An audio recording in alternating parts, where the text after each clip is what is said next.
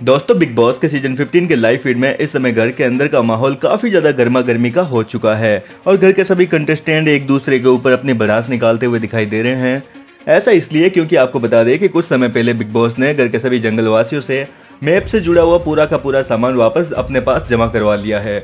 जिसके बाद मुख्य घर के जो सदस्य थे उन्होंने कहा कि आपने मैप तो इतना बना लिया, लेकिन आपके मैप का बनाने का कोई फायदा भी नहीं होता यदि आप पूरा भी बना लेते, क्योंकि हमने जब पहले दिन एंट्री घर के अंदर ली थी उसी दौरान आपके एक मैप का टुकड़ा चुरा लिया था और उसके बिना आप पूरे मैप को कर ही नहीं पाते।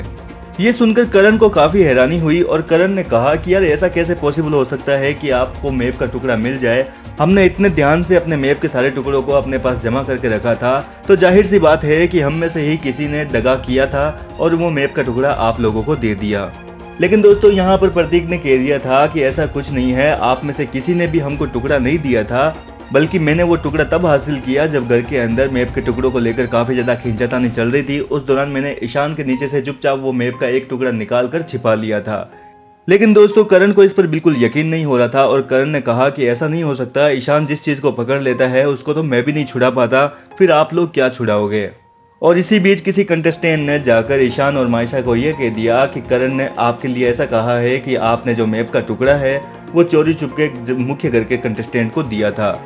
जिसके बाद दोस्तों ईशान को काफी बुरा लगा और ईशान ने करण को आकर कहा कि भाई आपने मुझ पर आरोप क्यों लगाया। इस पर दोस्तों करण ने ईशान को समझाते हुए कहा कि भाई मैंने तेरा नाम नहीं लिया है और मैंने ऐसा नहीं बोला है कि ईशान ने वो टुकड़ा दिया है, बल्कि मैंने तो ऐसा कहा था कि ईशान से कोई टुकड़ा छीन ही नहीं सकता। तू कितना लॉयल है पहले दिन से मेरे साथ, मैं जानता हूँ। तू मेरे साथ बैठता है, मेरे साथ अपनी बातों को शेयर करता है, मुझे इतना भरोसा है कि मैं तेरे ऊपर आंखें बंद करके भी यकीन कर सकता हूँ।